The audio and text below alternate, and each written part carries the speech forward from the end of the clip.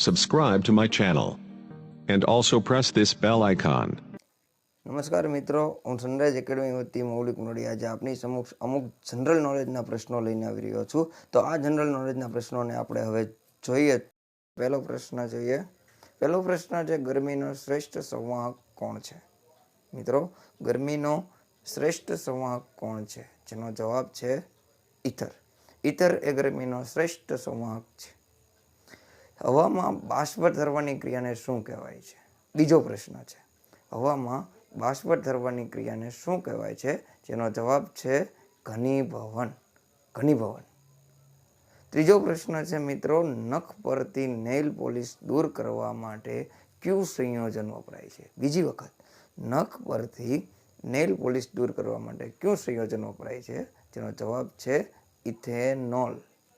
ચોથો પ્રશ્ન છે મિત્રો, ડીઝલ એન્જિનની શોધ કોણે કરી હતી? બીજી વખત જોઈએ, ડીઝલ એન્જિનની શોધ કોણે કરી હતી? જેનો જવાબ છે રુડોલ્ફ ડીઝલ. પાંચમો પ્રશ્ન છે મિત્રો, પેટ્રોલ એન્જિનની શોધ કોણે કરી હતી? પેટ્રોલ એન્જિનની શોધ કોના દ્વારા કરવામાં આવી હતી? જેનો જવાબ છે મિત્રો નિકોલસ ઓટો. નિકોલસ ઓટો કે જેને પેટ્રોલ એન્જિનની શોધ કરી હતી. છઠ્ઠો પ્રશ્ન છે મિત્રો, એલ્યુમિનિયમ શેમાંથી બને છે? એલ્યુમિનિયમ શેમાંથી બનાવવામાં આવે છે? જેનો જવાબ છે મિત્રો બોક્સાઇટ, કે બોક્સાઇટમાંથી એલ્યુમિનિયમ બનાવવામાં આવે છે. સાતમા પ્રશ્ન માટે જઈએ તો, વિદ્યુત પ્રવાહની હાજરી નોંધવા માટે કયું સાધન વપરાય છે? વિદ્યુત પ્રવાહની હાજરી નોંધવા માટે કયું સાધન વપરાય છે? જેનો જવાબ છે ગલ્વેનોમીટર.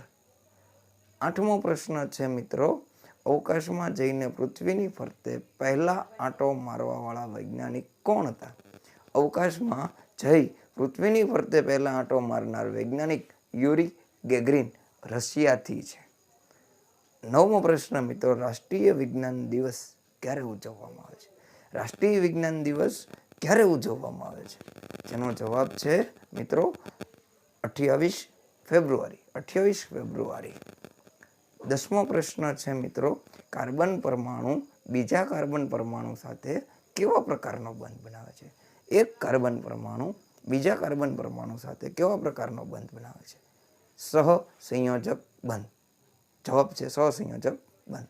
11મો પ્રશ્ન મિત્રો, ભારતમાંથી તાંબુ સૌથી વધારે કયા રાજ્યમાંથી મળે છે? ભારતમાંથી તાંબુ કયા રાજ્યમાંથી સૌથી વધારે મળે છે? જેનો જવાબ છે રાજસ્થાન. રાજસ્થાનમાં. તો 12મો પ્રશ્ન છે મિત્રો, કાર્બનનું કયું સ્વરૂપ ફૂટબોલ કાર્બન તરીકે ઓળખાય છે? કાર્બનનું કયું સ્વરૂપ ફૂટબોલ કાર્બન તરીકે ઓળખાય છે? જેનો જવાબ છે મિત્રો ફુલરેન્સ. ફુલરેન્સ. 13મો પ્રશ્ન જોઈએ, ભારતમાં સૌથી વધુ થોરિયમ કયા રાજ્યમાંથી મળે છે?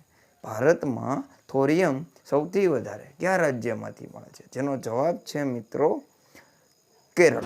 કેરળમાં થોરિયમ સૌથી વધારે મળે છે. આગળનો પ્રશ્ન જોઈએ, અલ્ઝાઇમર રોગથી માનવ શરીરનું કયું અંગ અસર પામે છે? અલ્ઝાઇમર રોગ જે માણસને થાય છે એનાથી કયા અંગને સૌથી વધારે અસર થાય છે? જવાબ છે મિત્રો મગજ. મગજને સૌથી વધારે અસર થાય છે. 15મા પ્રશ્ન પર જઈએ તો, કરોળિયાને કેટલી આંખો હોય છે? કરોળિયાને કેટલી આંખો હોય છે? સામાન્ય બધાને 2 આંખો હોય છે, પણ કરોળિયાને મિત્રો જવાબમાં જોઈએ તો 8 આંખો હોય છે. કરોળિયાને 8 આંખ હોય છે. 16મા પ્રશ્ન પર જઈએ તો, ખનિજ તેલમાંથી મળતા કુદરતી વાયુમાં કયો ઘટક મુખ્ય છે? ખનિજ તેલમાંથી મળતા કુદરતી વાયુમાં કયો ઘટક મુખ્ય છે? જવાબ છે બ્યુટેન. બ્યુટેન સૌથી વધારે મુખ્ય ઘટક તરીકે મળી રહ્યું છે. 17મા પ્રશ્ન માટે, સૌરાષ્ટ્રનું સૌથી મોટું બંદર કયું છે? સૌરાષ્ટ્રમાં સૌથી મોટું બંદર કયું છે? જેનો જવાબ છે મિત્રો સૌરાષ્ટ્રના સૌથી મોટા બંદરમાં ઓખાની ઓળખ કરવામાં આવે છે. ઓખા એ સૌરાષ્ટ્રનું મોટું બંદર. 18મા પ્રશ્ન માટે જઈએ તો, ગુજરાતમાં વજન કાંટા માટે પ્રખ્યાત સ્થળ કયું છે? ગુજરાતમાં વજન કાંટા માટેનું પ્રખ્યાત સ્થળ કયું છે? જવાબ માટે જોઈએ મિત્રો સાવરકુંડલા. સાવરકુંડલા એ ગુજરાતમાં સૌથી વધારે પ્રખ્યાત છે. 19મા પ્રશ્ન માટે જોઈએ તો, રીંછનો પ્રિય ખોરાક શું હોય છે? રીંછ માટેનો પ્રિય ખોરાક શું હોય છે? જેના જવાબ માટે જોઈએ તો જવાબ છે ઉધઈ. ઉધઈ એ રીંછને પ્રિય છે. 20મા પ્રશ્નમાં જોઈએ તો ગુજરાતના કયા સંતના નામ સાથે પીપાવાવ બંદરનું નામ જોડાયેલું છે? ગુજરાતના કયા સંતના નામ સાથે પીપાવાવ બંદરનું નામ જોડાયેલું છે? જવાબ છે સંત પીપાજી. સંત પીપાજી. 21મા પ્રશ્ન માટે જોઈએ તો શહીદ થયેલા સ્વાતંત્ર્ય સૈનિકનું શબ જોઈને ઝવેરચંદ મેઘાણીએ કઈ કૃતિ રચી હતી? ઝવેરચંદ મેઘાણીએ શહીદ થયેલા સ્વાતંત્ર્ય સૈનિકનું શબ જોઈને કૃતિ રચી હતી. તેનું નામ છે મૃત્યુનો ગરબો. 22મા પ્રશ્ન માટે ગુજરાતનું સૌ પ્રથમ તો એજ્યુકેશન સેન્ટર ક્યાં આવેલું છે? ગુજરાતનું સૌ પ્રથમ એજ્યુકેશન સેન્ટર ક્યાં આવેલું છે? જેનો જવાબ છે હિંગોળગઢ. હિંગોળગઢ. 23મા પ્રશ્ન માટે જોઈએ મિત્રો તો મહાગુજરાતની ચળવળની આગેવાની કોણે લીધી હતી? મહાગુજરાત ચળવળની આગેવાની કોના દ્વારા લેવામાં આવી હતી? જેના જવાબમાં આપણે જોઈએ તો જેનો જવાબ છે મિત્રો ઇન્દુલાલ યાજ્ઞિક. ઇન્દુલાલ યાજ્ઞિક.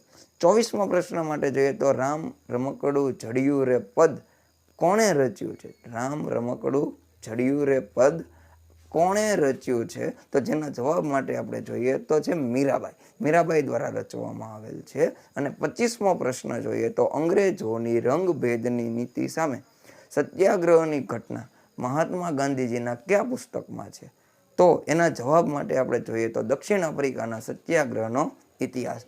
મિત્રો આવી જ રીતે આવા પ્રશ્નો જોવા માટે અમારા વિડીયો જોતા રહો અને સબસ્ક્રાઈબ કરો મારી ચેનલ સનરાઈઝ એકેડમી. સનરાઈઝ